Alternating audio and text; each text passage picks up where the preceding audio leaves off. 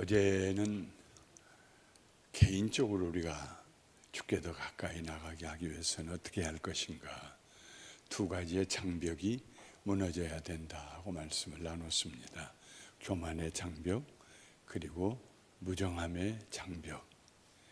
그래서 하나님 앞에 겸손하게 되고 또 이웃을 내 몸과 같이 사랑하는 긍휼히 여기는 마음을 가질 때에 우리가 하나님께 가까이 나갈 수 있다고 말씀을 나눴습니다. 그게 막히면은 신앙생활하면서도 늘 하나님과 우리 사이가 멀리 떨어져 있는 그런 느낌을 갖고, 다른 사람의 기도는 다 들으시고 응답해도 내 기도는 응답 안 하신다, 이런 자책감을 가지게 됩니다. 어제는 개인이 하나님께 가까이 나가는 길에 대해서 말씀드렸다면, 오늘은 교회 전체가 하나님께 가까이 나갈 수 있는 길에 대해서 말씀을 드리려고 합니다. 교회는 왜 존재하는가? 교회는 주님을 섬기기 위해서 존재합니다. 교회는 내 개인의 정서적인 안정 혹은 축복받기 위해서, 이런 것보다 더 먼저 주님을 섬기기 위해서 교회가 존재합니다. 그래서 우리는 기도하죠. 하나님의 뜻이 하늘에서 이룬 것 같이 땅에서도 이루어지게 하옵소서 하고 기도합니다. 무슨 일을 해야 할 것인가를 하나님께 묻고 기도하는 교회, 순종하는 교회, 이것이 바로 주님을 섬기는 교회의 모습입니다. 최고의 기도는, 교회가 드릴 수 있는 최고의 기도는 어떻게 하면 주님을 잘 섬길 수 있을까요? 하는 기도입니다. 이런 기도를 드리는 교회는 원수의 진을 회파하고 하나님의 깃발을 세우는 역할을 할 수 있습니다. 성경에 보면은 안디옥 교회가 바로 그런 교회였습니다. 스데반이 돌에 맞아 순교한 직후에 예루살렘에 있던 성도들은 모두 핍박을 피해서 지하로 숨어들거나 해외로 피신을 떠났습니다. 예루살렘을 급히 빠져나온 몇몇 성도들이 해변길을 따라 북쪽으로 올라갔습니다. 하이파, 시돈과 두로를 거치고 베이루트와 트리폴리를 지나서 안디옥까지 이르렀습니다. 지중해 동북쪽 코너에서 내륙 지역으로 26km쯤 자리 잡은 안디옥은 당시에 인구가 30여만 명이나 되는 큰 도시였습니다. 지금의 이름은 안타키아입니다. 얼마 전에 터키 남부에서 큰 지진이 났을 때 이 지역도 많이 흔들렸던 곳입니다. 이 안타키아, 안디옥은 예루살렘에서 북쪽으로 700여 킬로미터 떨어진 자동차로 10시간 달려야 되는 터키 남부에 자리 잡고 있습니다. 예루살렘에서 내려온 성도들이, 사실은 예루살렘에서 북쪽으로 올라갔다 해야 되는데 성경은 예루살렘을 항상 중심으로 생각하기 때문에 구약이나 신약이나 예루살렘에서는 내려가고 예루살렘으로 올라가고 이렇게 표현이 되어 있습니다. 예루살렘에서 내려온 성도들이 안디옥에 사는 이방인들에게 복음을 전하기 시작했습니다. 놀랍게도 많은 이방인들이 예수님을 구주로 영접을 했어요. 그 소식이 예루살렘 교회에 전해졌습니다.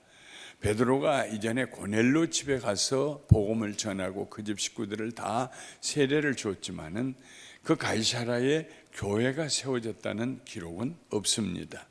순수 이방인들로 세워진 안디옥 교회는 기독교 역사상 처음 있는 일이었습니다.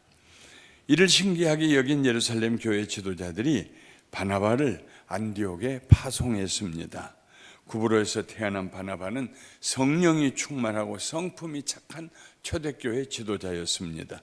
바나바가 방문하면서 안디옥 교회는 더 부흥을 했습니다.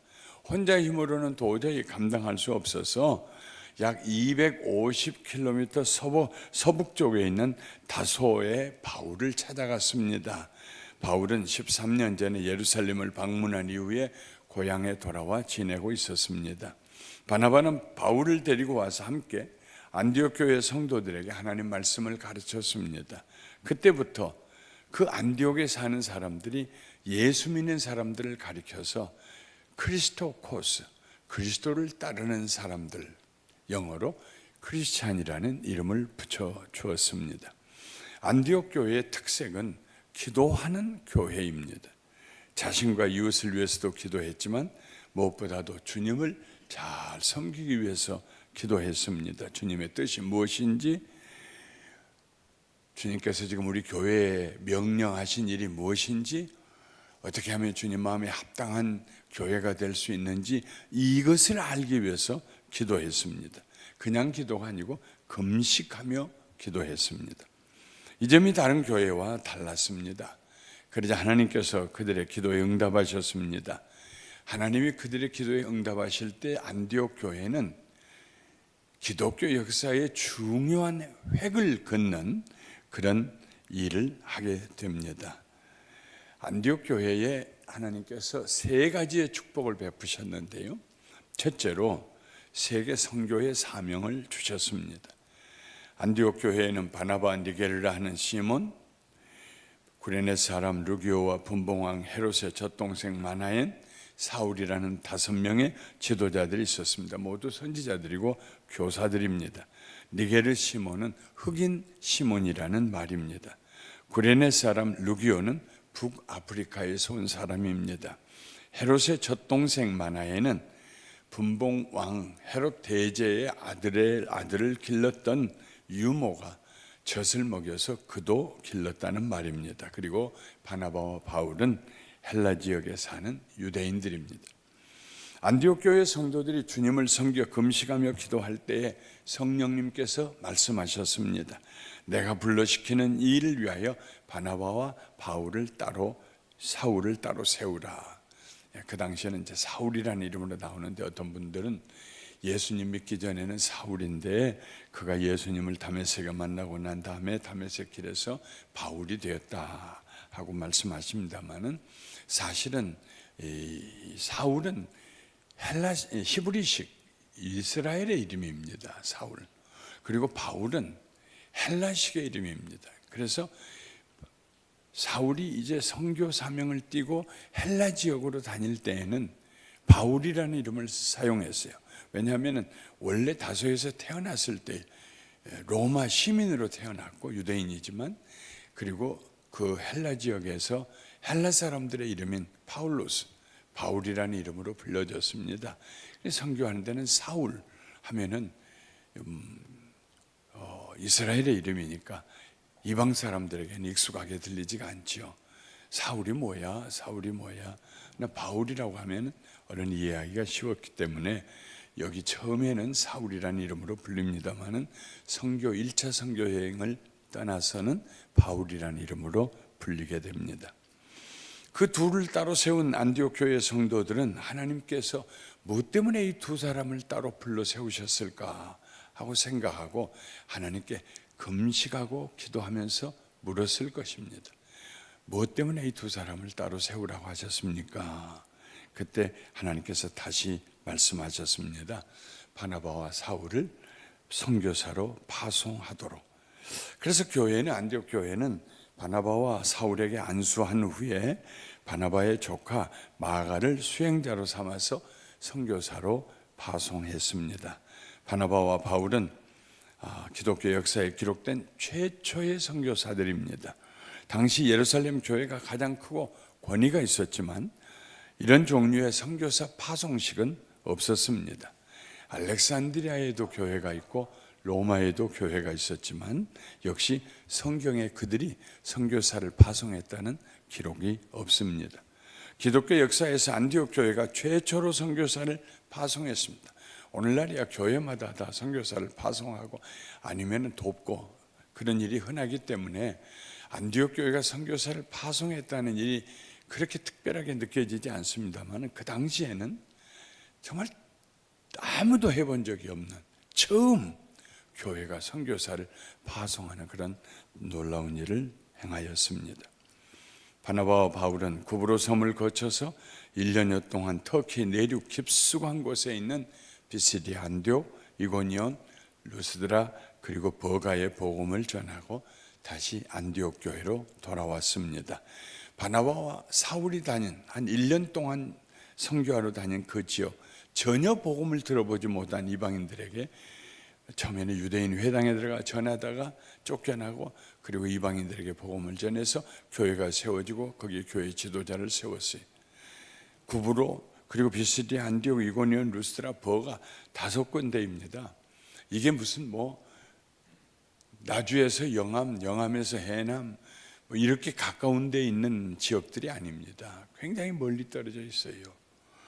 터키에 여행을 가가지고 초대교회 7교회를 방문하고 이제 여기저기 이렇게 방문하고 다니는데, 얼마나 먼지, 그냥 차 탔다 그러면 4시간, 어떨 때는 7시간 거기 가서 하나 보고. 근데 아이고 너무 지루해서 말이죠, 버스 뒷칸에 가서 우리 장로님 2가정하고 저희하고 3가정이 갔기 때문에 아주 오래전 얘기입니다. 그래서 버스 뒷자리에 가서 들어누워 있었어요. 몸은 너무 지치고. 그래서 이제 창문으로 하늘을 쳐다보고 있는데 갑자기 성령님께서 내 마음속에 멀고 피곤하지? 그런 마음을 주세요. 성지 순례 온다고 터키에 왔는데, 아이고 가보면은 그냥 전부 이제 넘어져 있는 돌기둥밖에 없고 별로 볼 건 없는데 몇 시간씩 차를 타고 다니니까 너무 힘이 듭니다. 그리고 혼자 마음으로 생각하고 있는데 성령님이 이렇게 저에게 얘기하시는 것 같았어요. 너는 차를 타고 다녀도 힘든데 옛날에 바울은 걸어 다녔다, 이 길을. 그 순간에 제가 벌떡 일어나 앉았어요. 얼마나 죄송한지. 이 먼 길을 바울 사도가 걸어 다녔다는 것만 가지고도 은혜가 되는데, 뭘 내가 보았느냐, 볼 게 없다, 이것 때문에 불평하고 누워 있었던 제가 얼마나 죄송한지. 바울이 얼마나 고마운지, 그가 남겼던 편지들이 얼마나 우리에게 축복이 되는지.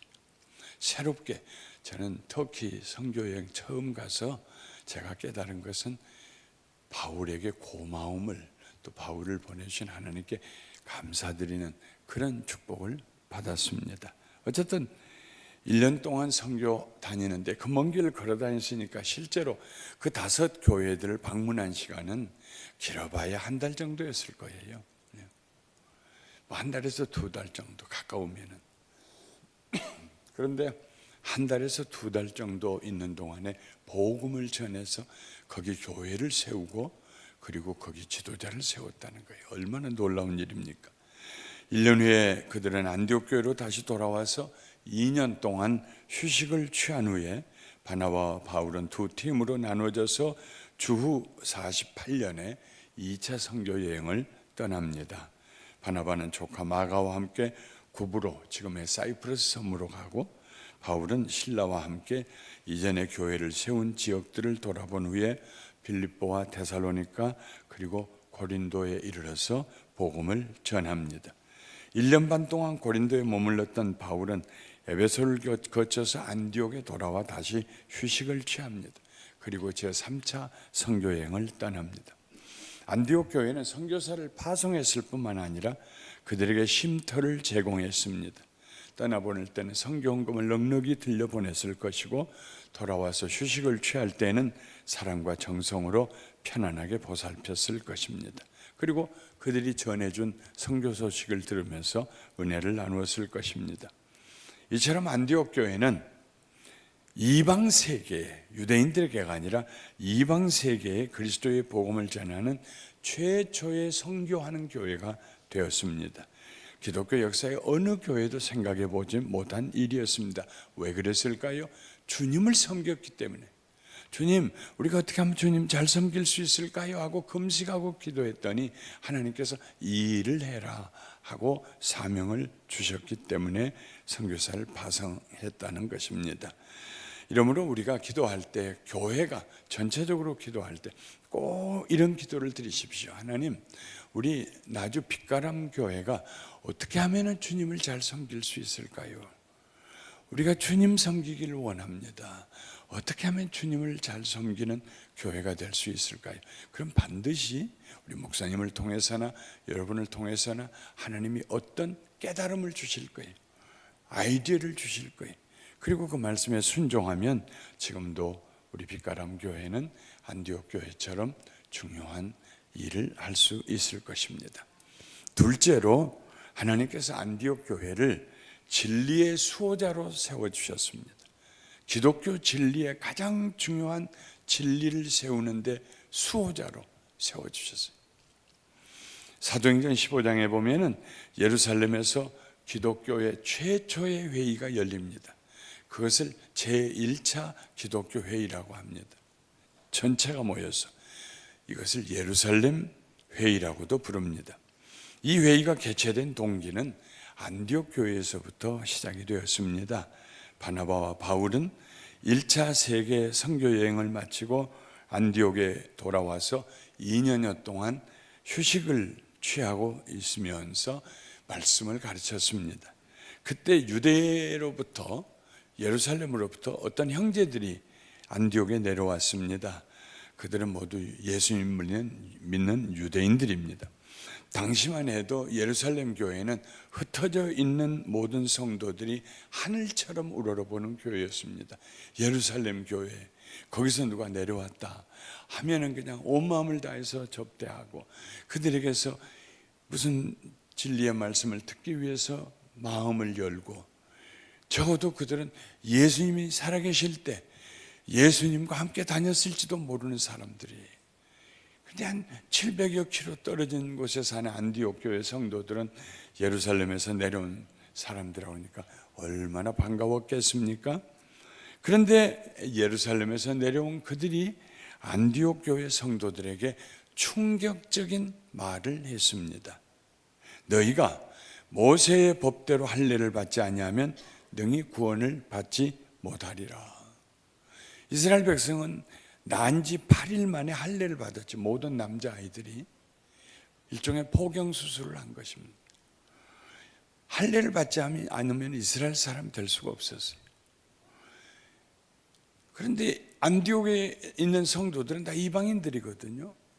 할례를 받은 적도 없고 바나바와 바울도 우리가 구원 얻으려면 할례를 받아야 된다고 가르친 적도 없었습니다. 예수만 믿으면 된다고 그랬죠.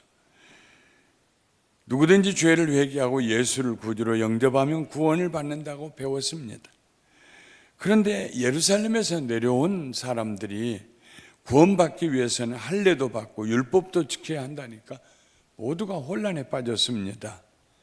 바나바와 바울이 앞장서서 그들과 변론했습니다. 다툼은 점점 커져가고 양측의 주장은 평행선을 그었습니다. 안디옥 교회 성도들은 혼란에 빠졌어요. 어느 말이 맞는가? 안디옥 교회 지도자들이 모여서 이 일을 의논했습니다. 이 문제는 안디옥에서 해결될 것 같지가 않았어요. 그래서 바나바와 바울을 예루살렘에 있는 사도들에게 보내기로 작정했습니다. 예루살렘에 도착한 바나바와 바울은 교회와 사도와 장로들에게 따뜻한 영접을 받았습니다. 예루살렘 교회 성도들은 이 두 사람이 선교 다니면서 행한 일들을 보고받고 하나님께 영광을 돌렸습니다. 어떻게 일어나 본 적이 없던 앉아서만 살던 사람이 루스드라에서 일어났는지, 어떻게 그 루스드라에서 바울이 돌에 맞아 죽게 되었는데 다시 살아났는지, 이런 얘기를 들으면서 하나님께 영광을 돌렸습니다. 그런데 갑자기 바리새파들로서 예수님을 믿게 된 어떤 사람들이 좌중에서 일어나서 아주 날카로운 소리로 이렇게 외쳤습니다. 이방인에게 할례를 행하고 모세의 율법을 지키라 명하는 것이 마땅하니라. 여기저기서 옳소, 맞아요. 바리새파는 과거에 바울이 몸담고 있던 유대교의 가장 엄격한 파입니다. 갑자기 분위기가 가라앉았습니다. 유대교적 배경에서 살아온 예수님의 제자들과 지도자들에게는 할례 받고 율법을 지키는 일이 자연스러웠습니다. 그 제자들의 자녀들도 다 할례를 주었을 거예요. 자기들도 받았고요. 그리고 앞으로도 손자가 나면은 의심하지 아니하고 또 8일 만에 할례를 받게 할 것입니다.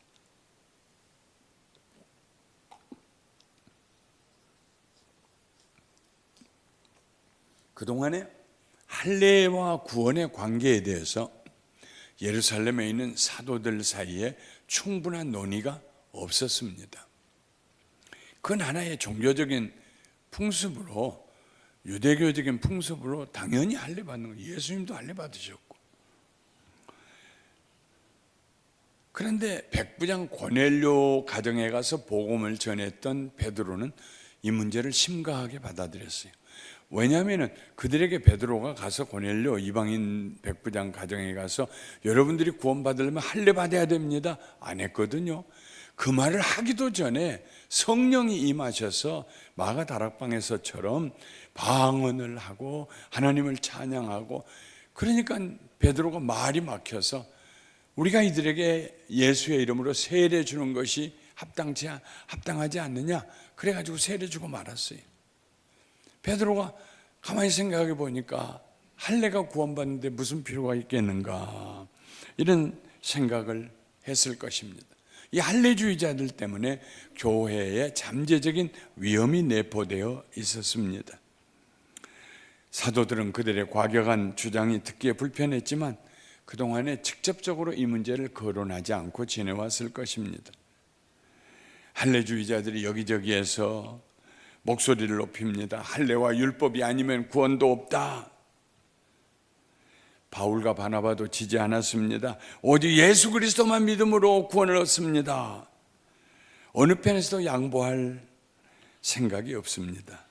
할례와 율법이라는 문제로 교회가 양분될 위기에 처했습니다. 사도들은 난감했습니다.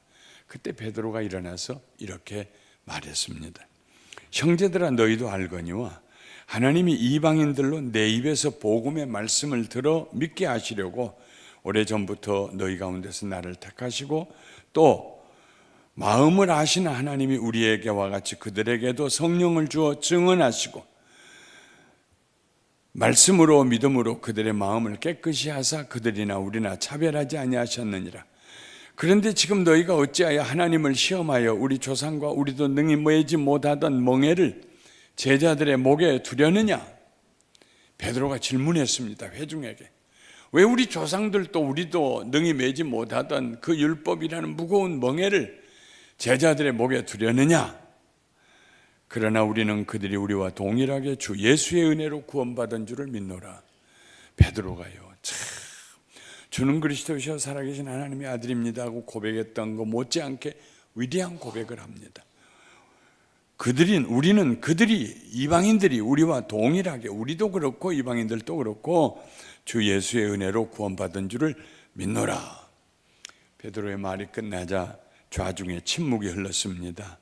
침묵을 깨고 바나바와 바울이 이방인들에게 복음 전했던 이야기를 다시 계속했습니다. 그리고 서서히 무게의 추는 예수만 믿음으로 구원받는다 쪽으로 기울어지고 있었습니다. 바나바와 바울의 선교 보고가 끝나자 예수님의 동생 야고보가 대답했습니다.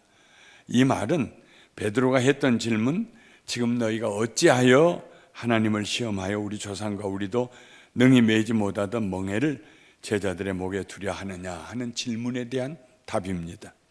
야고보가 대답하여 이르되 형제들아, 내 말을 들으라.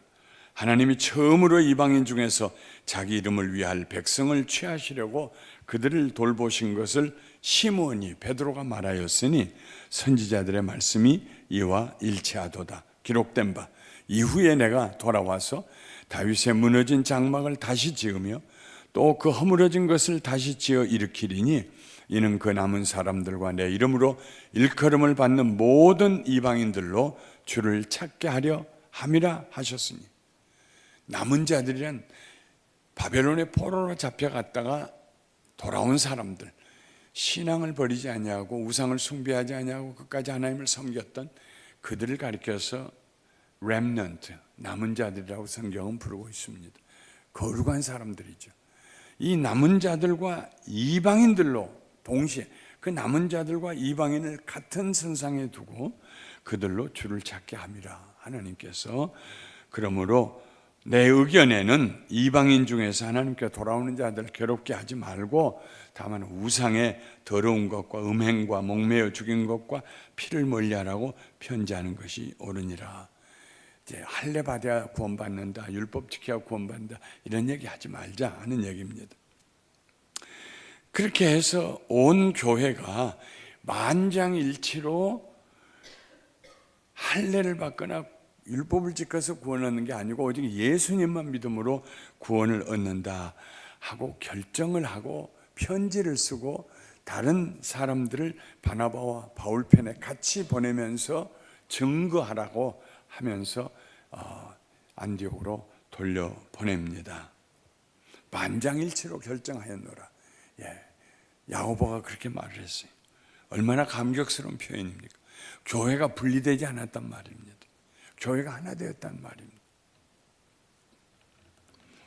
이 편지를 받아본 안디옥 교회 성도들은 큰 위로와 기쁨을 얻었을 것입니다. 만일 안디옥 교회가 이 문제를 거론하지 않았다면 어떻게 되었을까요? 두루뭉술하게 구원받으려면 예수님만 믿을 뿐만 아니라 할례도 받고 율법도 지켜야 한다는 주장이 기독교 교리 중에 하나가 되었을지도 모릅니다. 그렇게 되었더라면 예수 믿는 모든 남자들은 다 할례를 받아야 돼요. 상상해 보십시오. 지난 주일에 빛가람 교회에 40대 중반의 한 남자가 너무 지치고 피곤합니다. 나도 예수나 좀 믿어보고 싶습니다. 어떻게 하면 예수 믿을 수 있습니까? 하고 사무실을 녹화하고 찾아왔다고 생각해 보세요. 그때 사무실 직원이 아이고 환영합니다. 좋은 교회 오셨습니다. 이번 주일 우리 시간이 이러니까 오세요. 이렇게 하지 않고 잘 오셨습니다. 그런데 예수님을 믿으려면 먼저 할례를 받아야 합니다. 저기 혁신도시에 가면은 병원이 하나 있는데 우리 빛가람 교회에서 왔다고 그러면은 포경수술하는데 30% 감해줄 것입니다. 거기 다녀오시면 예수를 믿을 수 있습니다. 하면 여기 남자들 하나도 안 남아있을 거예요. 더구나 그 당시 문화적으로 로마 사람들은 할례 받은 사람들을 굉장히 멸시했습니다. 그런데 그런 문화적으로 이방인 로마 사회에 복음을 전하러 가는데 할례부터 받아야 구원한다고 그러면 그건 기독교 복음을 가로막는 가장 큰 장벽이 되는 것입니다. 아마도 한 100년도 되기 전에 기독교는 남자들은 다 사라졌을 것이고 여성들만 남았을 것이고 한 200년쯤 되었을 때는 그나마도 다 사라져서 전설 속에 있는 어떤 종교적인 그런 운동으로 끝나고 말았을 것입니다. 얼마나 중요한 문제입니까? 오직 예수를 믿음으로 구원을 받는다. 우리는 이 심플한 진리를 가지고 복음을 전하는데 여기에다가 할례 받아야 되고 율법을 지켜야 됩니다. 그건 기독교는 끝나는 것입니다. 그런데 다른 교회가 아니라 안디옥 교회를 통하여서 이 문제를 수면 위로 드러나게 하시고 때가 되자 오직 예수의 이름으로 예수만 믿으면 구원받는다는 기독교의 제1되는 계명을 진리를 세우게 만드셨단 말입니다. 안디옥 교회를 통하여서. 왜 그랬을까요? 하나님 어떻게 하면 우리 교회는 주님을 섬기는 교회가 될 수 있을까요? 하나님 우리 교회는 세상에 자랑하고 싶은 건 없습니다. 오직 어떻게 하면 주님을 잘 섬길 수 있을까? 참 저 빛가람 교회는 주님을 섬기기 위해서 온 교회가 기도하고 1년에 어떤 행사를 준비할 때도 온 교회가 기도하고 장로님들이 기도하고 그렇게 해서 주를 섬기는 교회다. 이런 소문이 나게 되시기를 주님의 이름으로 축원합니다. 셋째로 안디옥 교회 주를 섬기는 교회에 주님께서 2000년 교회 역사에 모범을 이룰 만한 중요한 지표를 이정표를 마련해 주셨습니다.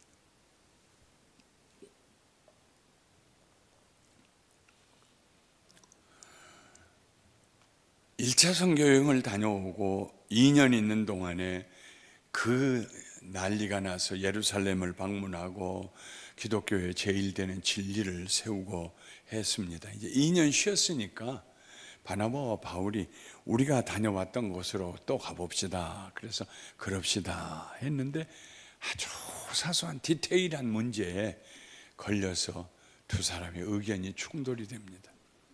바나바가 마가를 데리고 가십시다. 그러니까 바울이 아이고, 집안에서 새는 바가지는 밖에서도 새는 법이요. 한 번 가다가 도망갔는데 안 따라오고 또 그를 데리고 가요?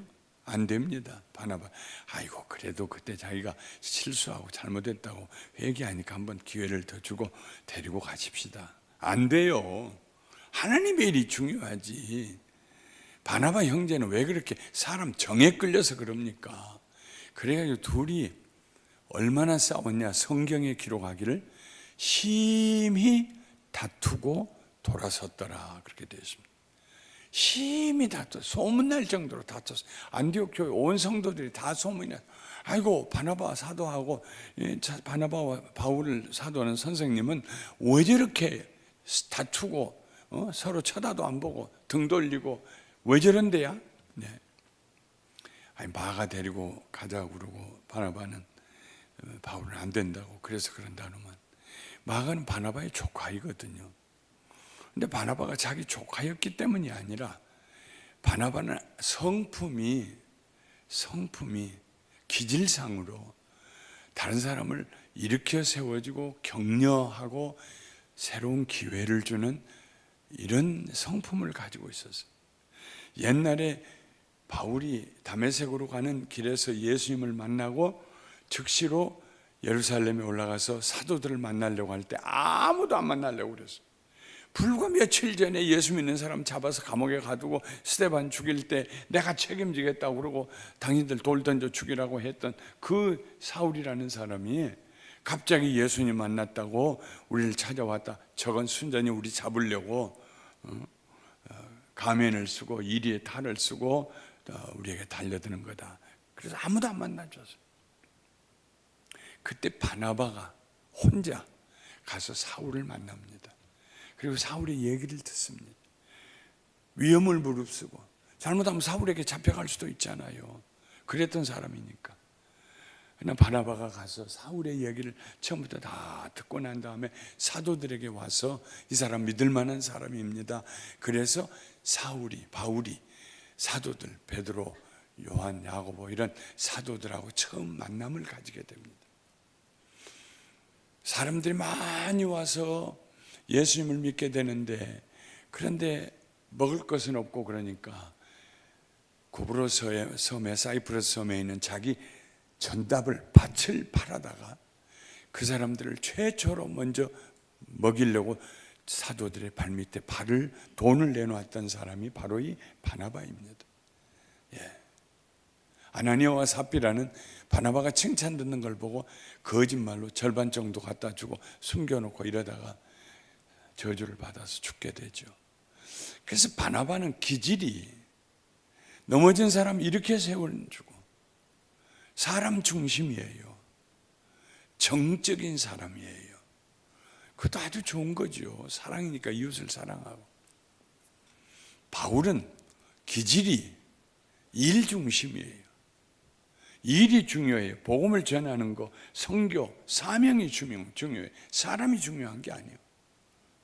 그럼 그 두 사람은 바나바가 옳으냐 사울이 옳으냐 모르지요. 다른 것은 기질 때문에 다른 분입니다. 그런데 그 기질이 얼마나 서로 양극화를 이루었던지 심히 다투고 갈라섰어요. 우리말로 표현하면은 쳐다도 안 보고 지나가면서 흥 하고 지나가고 이랬던 얘기입니다. 두 사람이요. 그러니까 교인들이 볼 때는 얼마나 기가 막히겠습니까? 보통 교회 같으면 바울이 맞아요. 일이 중심이지. 무슨 한번 가다가 그 마가 올라가다가 토러스 산맥, 터키 남부의 동서로 있는 산맥입니다. 3,000m 이상 된 봉우리가 10개도 넘는 그런 아주 높은 산맥이 가로막혀 있어요. 근데 거기에서 내려서 올라가는데 아이고 까마득한 산길이에요. 강도가 많이 출현하는 산길이에요. 내가 저 고생을 뭐하러 하러 가냐. 마가는 바나바와 바울이 높임을 받고 성도들의 존경을 받고 그러니까 자기도 우쭐해서 같이 떠난다고 갔는데 현실에 부딪혀 보니까 엄두가 안 나요. 그래서 나 가요 삼촌 하고 그냥 떠나버렸어요. 그것 때문에 바나바는 한번 기회를 더 주자고 그러고 바울은 안 된다고 한번 될 법한 나무는 떡잎부터 알아보는 건데 저 마가는 아니라고. 그래서 이제 다툰 것입니다. 그런데 성경에 보면은 그래서 안디옥 교회가 둘로 나누어졌다는 얘기가 없어요. 보통 교회들 같으면 교회에 기둥 같은 두 지도자가 다투면은 분명히 교회는 두 갈래로 나눠졌을 것입니다.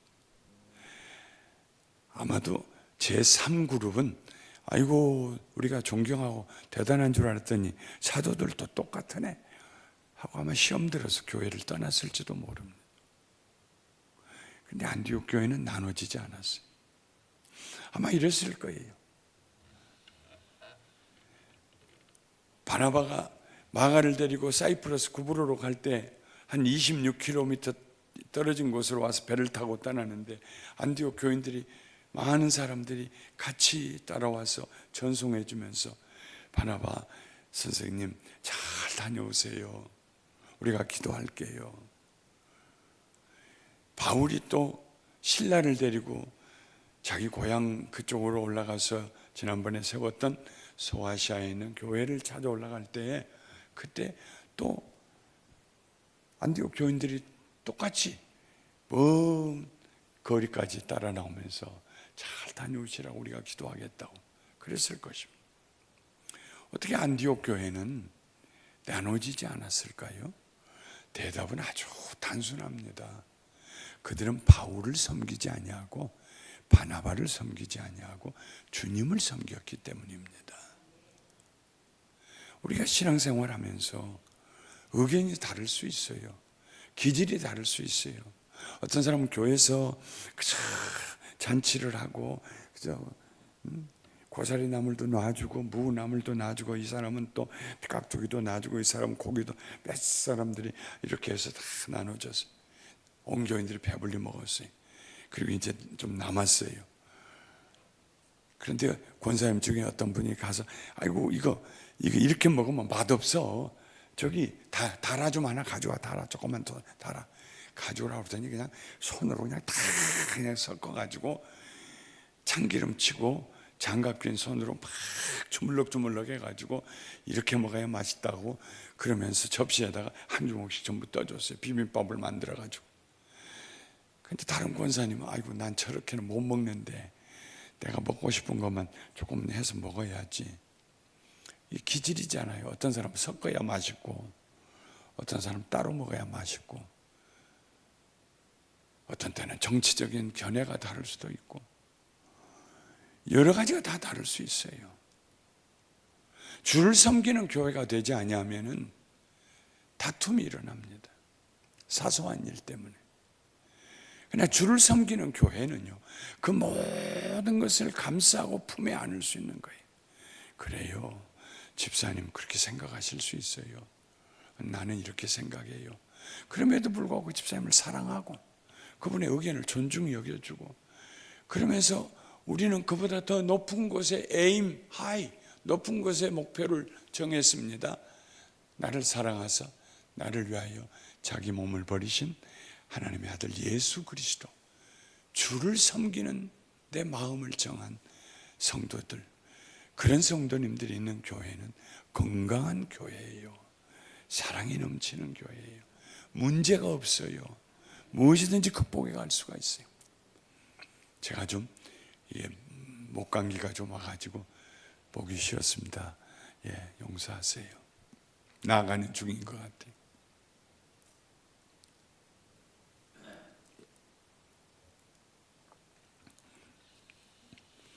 저희 교회가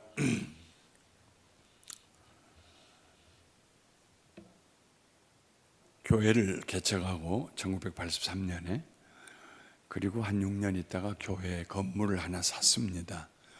그저 한 300명 들어가서 앉을 수 있는 건물, 그리고 또 옆에 있는 집들도 한 두 채 사가지고 교육관을 만들고 해서 뭐 처음 개척했다가 한 6년 만에 우리 교회도 하고 들어가니까 너무 좋아서 한 번은 부흥회를 하는데 제가 그 목사님에게, 목사님,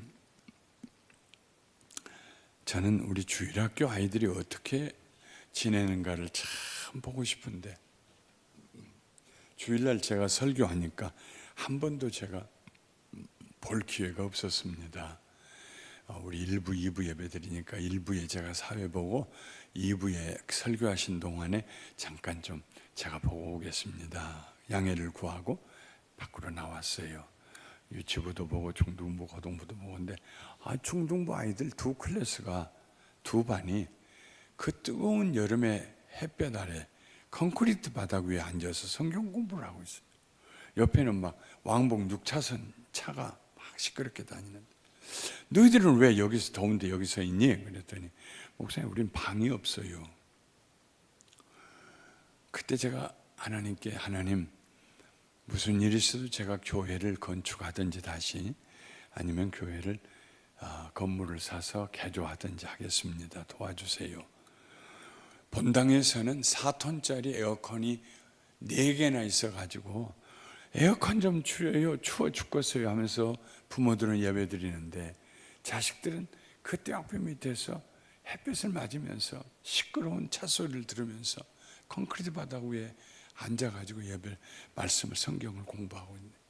너무 미안했어요. 그때부터 하나님 앞에 기도하고 반경 한 8km 정도는 다 훑었어요. 뭐가 있는지 안 가본 곳이 없어요. 그러다 하나님께서 한 8년 후에 지금 있는 교회 땅을 허락해 주셔서, 그래서 그 땅에다가 또 감사하게도 바로 옆에 중학교가 있어가지고 중학교의 주차장까지 다 사용할 수 있게 돼서, 그래서 거기다가 이제 건축을 했습니다. 거기 건축하고 난 다음에 교회가 부흥을 해서 한 3년 지나니까 4갑절로 부흥을 했어요. 그러고 나니까 교실을 27개를 만들어줬는데 내가 또 부족해가지고 학교 처마 밑에 가서 거기에서 비를 피하면서 성경 공부를 한대요. 아이고, 이걸 어떻게 하면 좋으냐. 옆으로 더 나갈 데도 없어요. 예. 이 북쪽으로 그 은행이 하나 있는데, 세이빙스 뱅크라고 은행이 하나 있는데 그거 샀으면 좋겠는데 해서 한번 찾아가 봤습니다. 이거 팔지 않겠느냐고.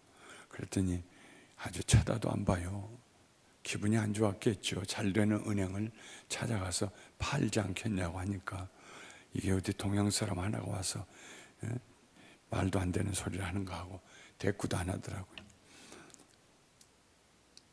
근데 어떤 그 건축하시는 장로님이 저를 찾아왔어요. 다른 교회 장로님이, 목사님, 여기에다 3층을 올리면 되는데 교육관에다가. 그래요? 그게 가능해요? 아이, 그럼요. 근데 시에 가서 3층을 올리겠다고 하니까 시에서 안 된대요. 왜냐하면 기초가 2층만 올릴 수 있는 기초를 했기 때문에, 그때 돈이 많지 않으니까 그냥 2층만 올리는 기초를 했거든요. 그럼 3층을 올리려면 콘크리트를 더 많이 밑에다 쏟아야 되는데 그걸 안 했어요. 그거 안 된다네요. 기초가 2층밖에 안 됐어요. 그랬더니 또 며칠 있다가 다시 오셨어요. 여기에 3층을 온두막처럼 올려가지고 H빔, 큰 쇠 있지 않습니까? H빔 큰 걸 올려가지고 그저 그 위에다가 건물을 짓고, 그리고 시루변처럼 2층하고 3층 사이를 돌리면은, 캄프라치 하면은 3층이 되는데, 그게 돼요? 돼요. 또 시에 가서 물어보니까 그건 가능하대요. 그러면은 그 기둥을 몇 개나 심어야 돼요? 쉬운 4개를 심어야 된대요. 저 2층 꼭대기에서부터, 2층 꼭대기면은요 거의 한 25m 높이입니다. 거기에서부터 H빔을 더 연결해 가지고 내려서 구멍을 뚫고 내려서 지붕 뚫고 2층 뚫고 내려서 6자로 땅을 깊이 6자로 파가지고 거기다가 시멘트 붓고 거기다 기둥을 세우는데, 그런 기둥을 쉬운 4개를 해야 된다고 그러면은, 쉽게 얘기하면 1년 동안은 그 교육관과 또 펠로우십을 이런 것들은 아무것도 못 쓴다는 얘기예요. 장로님들하고 많이 기도하고 생각했습니다. 어떻게 하면 좋을까요? 그래도 100년 대계를 위해서 그때 제가 나이가 한 58, 9 될 때인 것 같아요.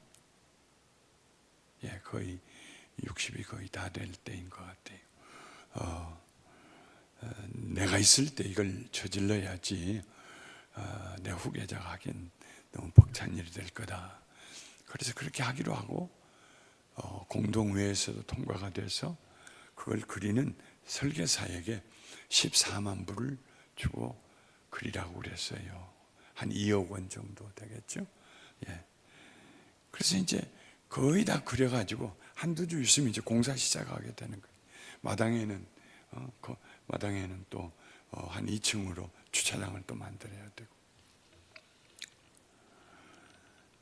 그런데 갑자기 그 은행에서 저한테 이메일이 날라왔어요. 자기네 은행 건물을 사지 않겠느냐고. 이 사람들이 지난번에 팔지 않겠냐고 할 때는 코웃음 치더니 갑자기 왜 사지 않겠냐고 나오는가?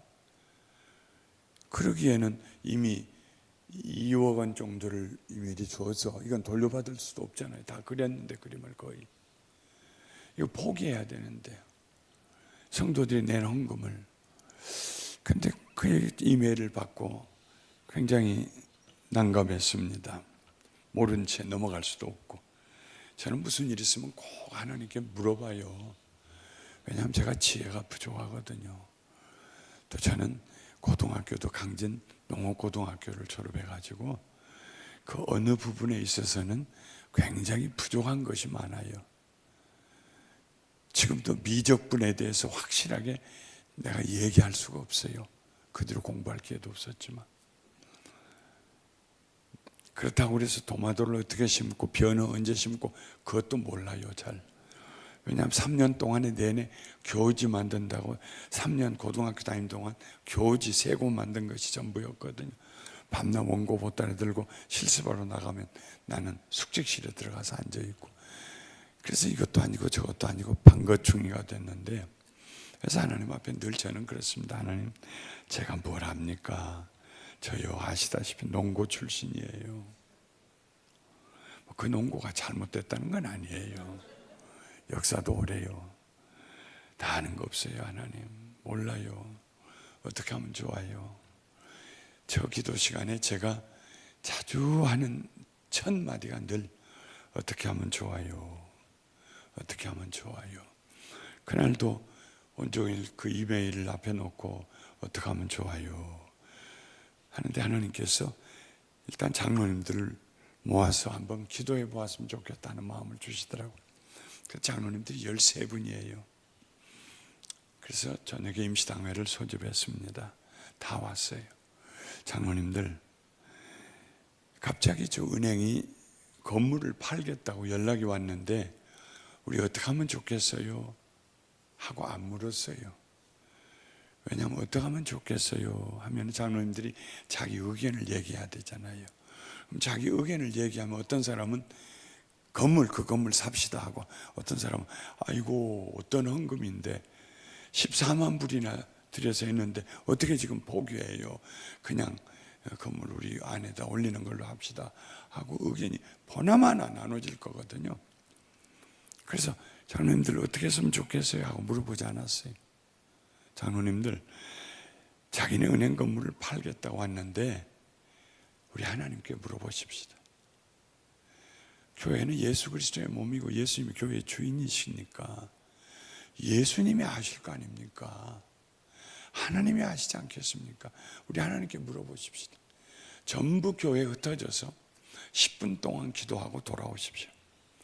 그래서 장로님 13분이 흩어져서 10분 동안 기도하고 왔어요.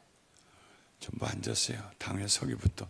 장로님, 하나님께서 어떤 마음을 주셨어요. 그러니까 아니 특별한 거 없습니다. 그 다음 특별한 거 없습니다. 갑자기 10분 기도하고 무슨 특별한 걸 알 사람이 누가 있겠어요? 다 모르겠대요. 우리 또 하나님께 물어보십시다. 하나님은 아세요. 다 흩어졌어요. 10분 기도하고 오세요. 다시 왔어요. 이쪽부터 물었어요. 다 모르겠대요. 또 흩어집시다. 또 10분 기도하십시다. 이 기도가 집중돼야 할 거 아니겠어요? 혼자서 10분 기도하는 그 10분 긴 겁니다. 네. 그래서 다시 세 번째 모였어요.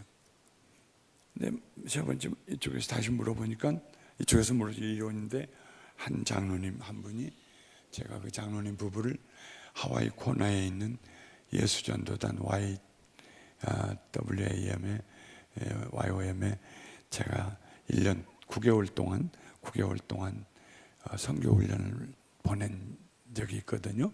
그분들이 어떤 일을 하다 그만두셨기 때문에 그 기간에 교회에서 내가 돈을 대고 가서 훈련 받고 오시라고. 참 성실하신 장로님이에요. 기도 훈련을 많이 받은 분이에요. 거기 가서는 예수전도단에서는 무엇을 하든지 예수전도단에서는 기도를 하고 응답받아서 가는 그런 훈련을. 목사님, 제 생각에는 저 은행 건물을 샀으면 좋겠다는 마음을 하나님이 주십니다.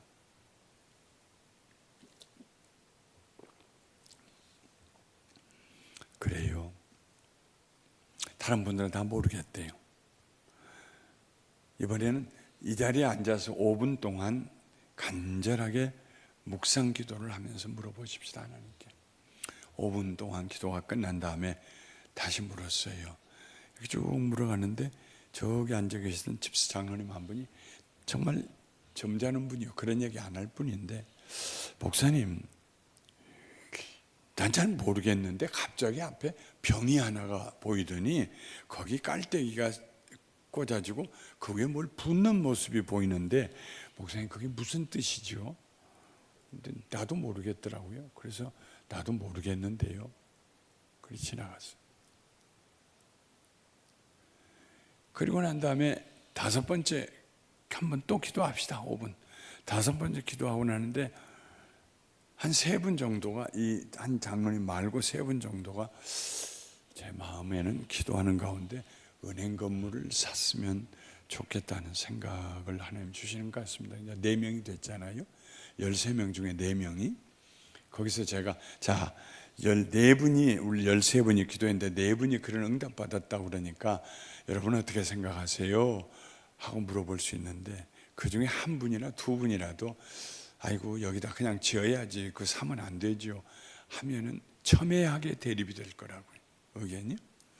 그래서 5번째, 6번째 또 기도했어요. 6번째 또 기도하십시다.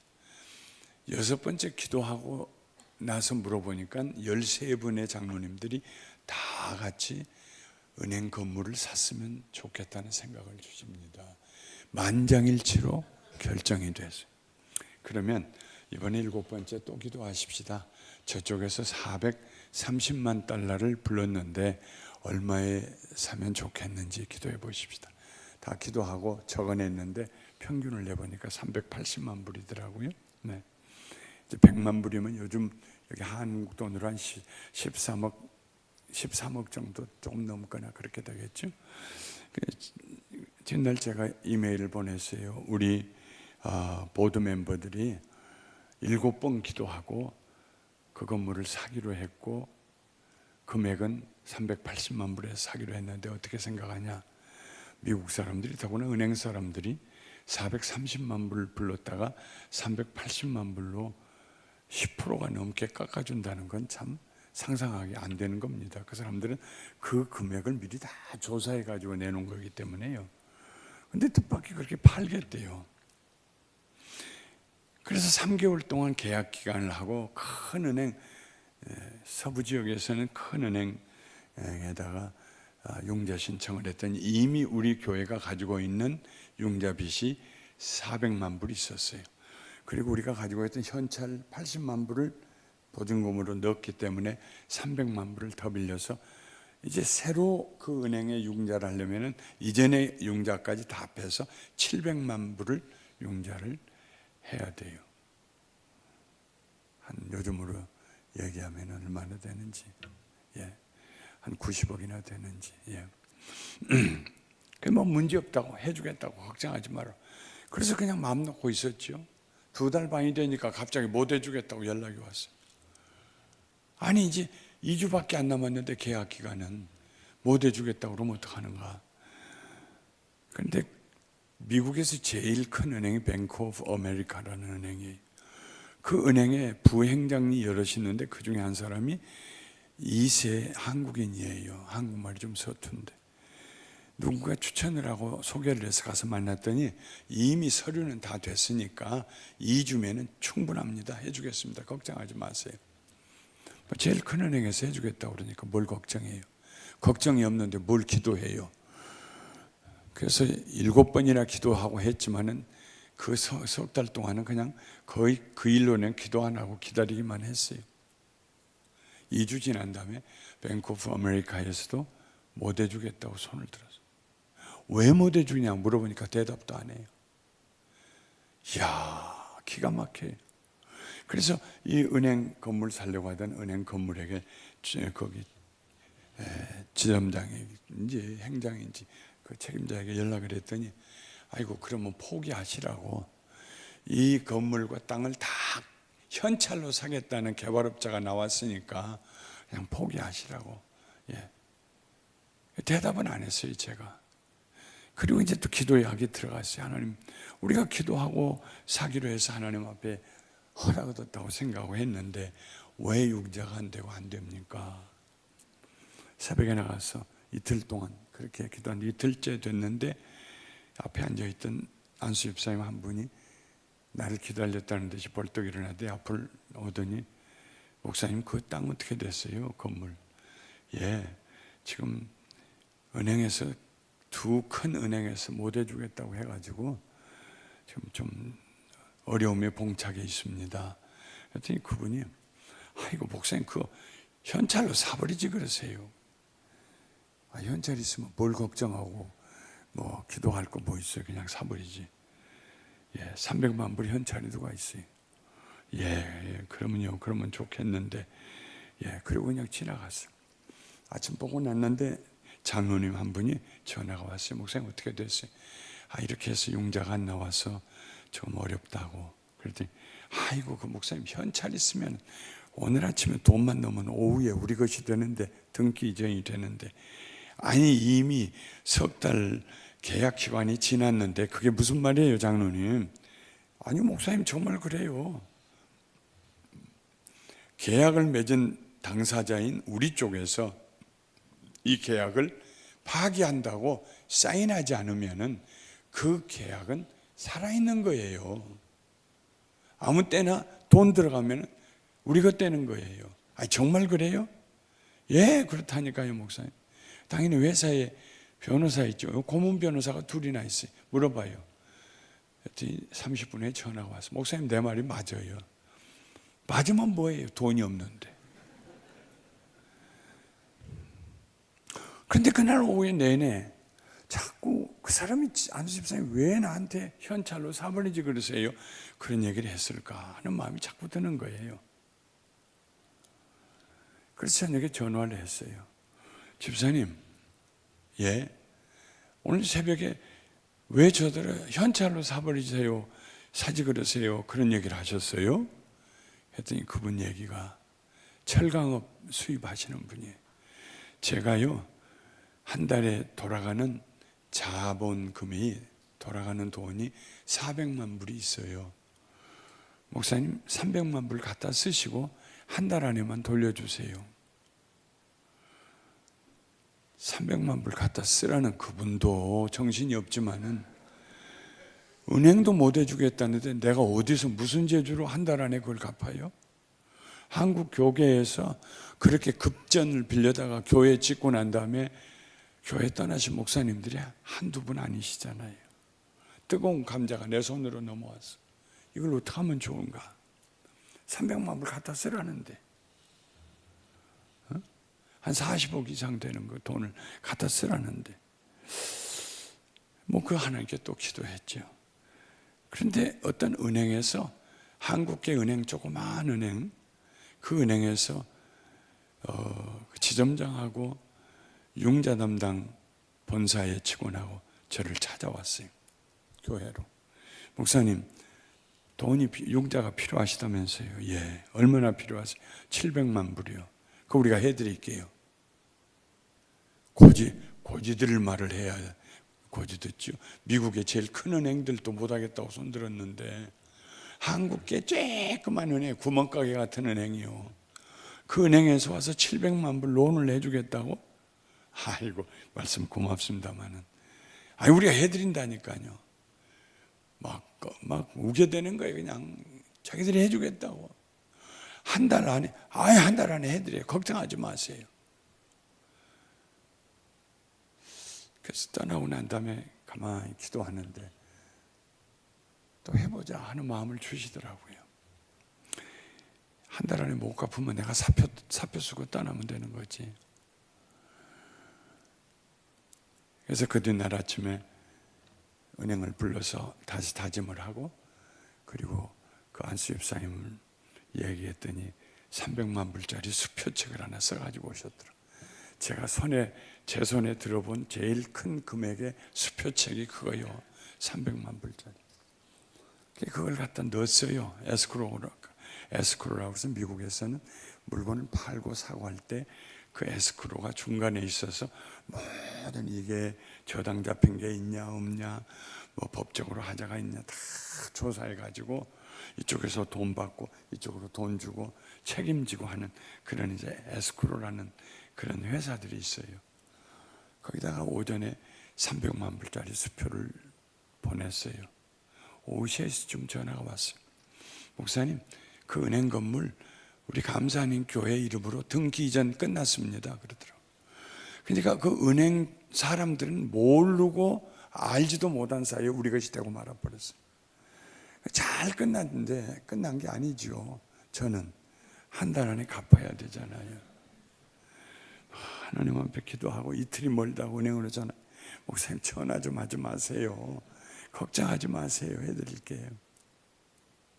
24일 만에 700만 불의 론이 나왔어요. 300만 불을 내가 그 권사님한테 갖다 주면서 보고 있는데 이것만이 한 달 안에 안 나왔으면 어떡할 뻔했으니까 권사님이 울면서 하나님 돈인데요 뭐 그러시더라고요. 어쨌든 잘 끝났는데 궁금하잖아요. 저 미국의 큰 은행도 못한다고 그랬는데 어떻게 작은 은행이 됐나. 우선 미국의 큰 은행이 못하는 이유가 그때 있었어요. 2008년 9월 그 유명한 미국의 리먼 브라더스 몰기지 회사가 부도를 냈습니다. IMF보다도 더 큰 경제 위기의 파장이 전 세계적으로 미국에서부터 시작해서 파장이 흘러갔습니다. 아마 한국도 돈 잃어버린 분들 그때 많을 거예요. 2008년도에. 무슨 얘기냐면요. 미국에서 경제를 활성화시키기 위해서 이자를 낮췄어요. 이자를 낮추니까는 사람들이 은행에서 돈 얻기가 쉬워지니까 은행은 또 돈 내려야 먹고 살고 그러니까 돈을 가져다가 건물을 샀어요. 집을 샀어요. 은행에서는 더 많이 내주고 아무나 가서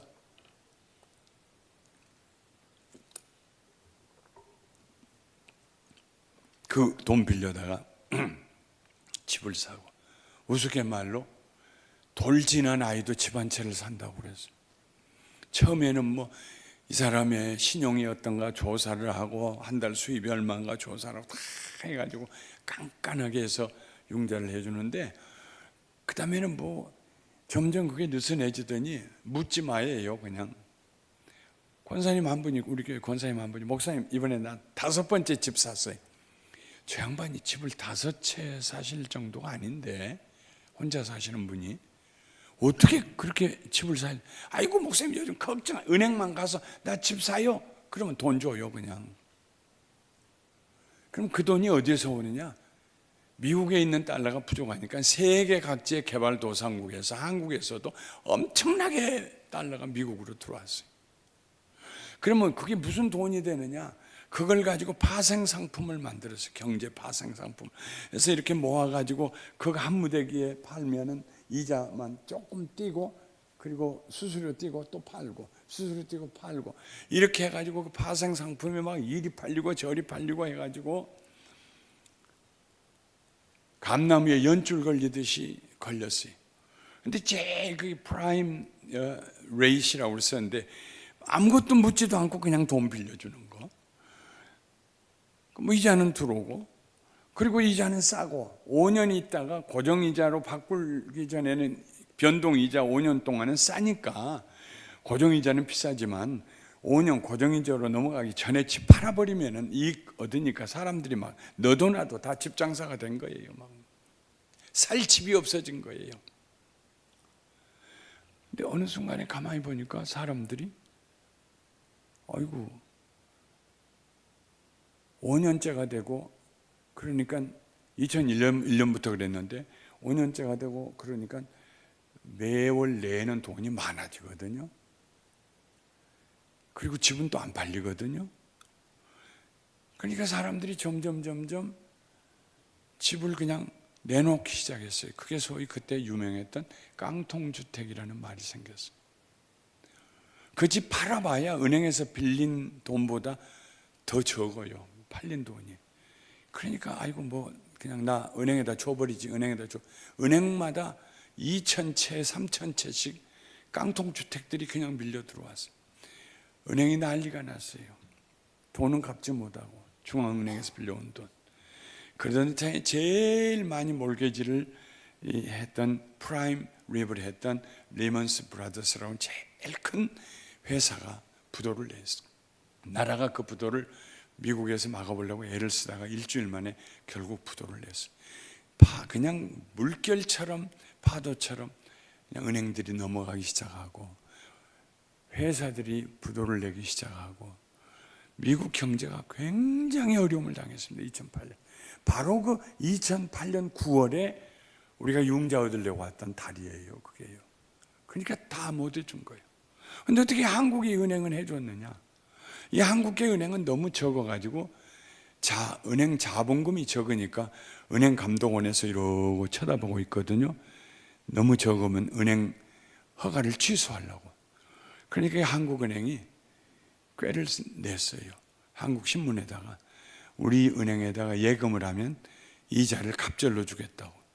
그래서 한국 사람들이 가지고 있던 돈이 다 몰려들었어요. 돈이 많이 은행에 들어왔는데 이 돈을 돈놀이 해야 은행이 자기들 먹고 살고 2배 준다는 것도 갚아주고 하면서 해야 되는데, 전부 부도나고 난리를 치니까 융자를 줄 데가 없는 거예요. 믿을 만한 데가 없는 거예요.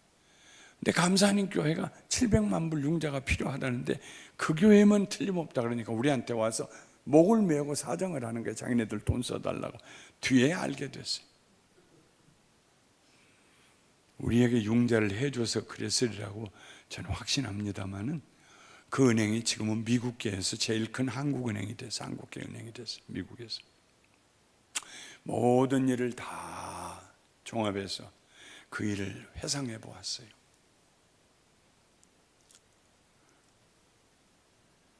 하나님의 뜻을 구하면서 우리가 기도했기 때문에 교회에서 아무 잡음이 없이 당회에서 만장일치로 가결되고, 공동회에서도 14만 불 포기하십시다, 이 은행 건물 사십시다 가결이 되고,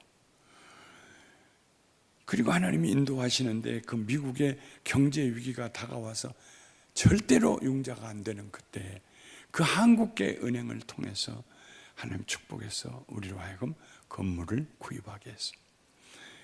2주 후에 우리가 이 은행, 작은 은행하고 하기로 결정한 지 2주 후에 다른 한국계 은행에서도 똑같이 해서 돈을 모았는지 저를 찾아왔어요. 목사님, 융자 필요하다면서요. 아니, 우린 다 저 은행하고 하기로 하고 지금 하고 있어요. 얼마에 하셨어요? 예, 이자 몇 프로에 하기로 했어요. 우리가 0.25%를 싸게 해드릴게요. 700만 달러에 0.25%면 한 달에 4,000불씩을 덜 줘도 되는 겁니다. 큰 돈이지요. 500만 원씩을 덜 주니까. 근데 제가 거절했어요. 아니요, 저는 신의를 지키고 싶습니다. 조금 더 비싸더라도 이미 거기하고 하기로 했으니까 고맙습니다. 지금까지도 우리 교회는 그 은행하고 거래를 하고 있어요. 오늘 말씀을 마치면서 제가 여러분에게 드리고 싶은 말씀이 있습니다. 교회에서 무엇을 결정하든지 무슨 일을 하든지 우리들의 머리를 가지고 우리들의 의견을 가지고 하지 마십시오. 의견은 서로 다를 수 있습니다. 주님의 의견이 우리의 의견이 될 수 없잖아요. 주님을 섬기며 기도해야 합니다. 어떤 일을 놓고 같이, 아무리 적은 일이라도 같이 기도해서 마음이 하나가 되고, 그때 하나님께서 우리 하는 일을 축복해 주시고 성도들의 마음이 하나가 되게 하시고 위대한 일을 하게 해주십니다. 이방인 교회 안디옥 교회가 어떻게 된 교회가 말이지요, 주님을 섬기기 위해서 금식하며 기도합니까? 온 교회가 이번에 금식하십시다 사흘 동안. 뭐 때문에요? 주님을 더 섬기기 위해서요. 말이 됩니까 그게요? 우리 신년에 복 받기 위해서 신년에 금식하십시다, 그거 말이 되지만 주님을 섬기기 위해서 금식하며 기도한다. 그랬더니 하나님께서 기독교 역사의 최초로 선교사를 파송하게 해주셨어요.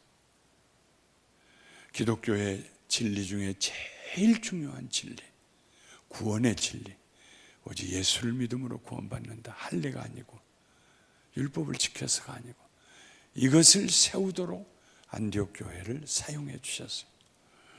그 다음에는 바나바와 바울이 디테일한 것 때문에 서로 마음이 나눠져서 돌아섰을 때 교회는 나눠지지 않냐고 딱 뿌리처럼 원둥치가 되어서 하나로 남아있었어요, 교회가. 그래서 어떻게 됐나요? 훗날에 바나바와 바울이 다시 서로를 용납하고요, 바울도 바나바에 대해서 얘기하고요, 우리가 다른 사도들처럼 바나바와 나만 아내들 데리고 다닐 권위 없는 줄 아느냐, 이런 얘기도 썼고요. 그 후에는 디모데에게 네가 올 때에 마가를 데리고 오너라, 그는 내게 대단히 유익한 사람이다. 마가 때문에 그렇게 다투고 갈라섰는데 훗날에 가서 연금되었을 때 바울이 마가를 데리고 오너라, 그는 나에게 유익한 사람이다. 그 다음에 편지 보낼 때에는 다 다른 데로 가고 마가만 나와 함께 있다 그랬어요. 안디옥 교회가 주를 섬기는 교회였기 때문에 바나바와 바울을 섬기는 교회가 아니고 주님을 섬기는 교회가 더 커요. 하나가 되었어요. 그래서 다른 모든 사람들이 하나가 될 수 있게 되었어요. 안디옥 교회는 그 이후에도 기독교 역사에서 성령 운동을 가장 중요하게 여겼던 그런 교회로 남아 있습니다.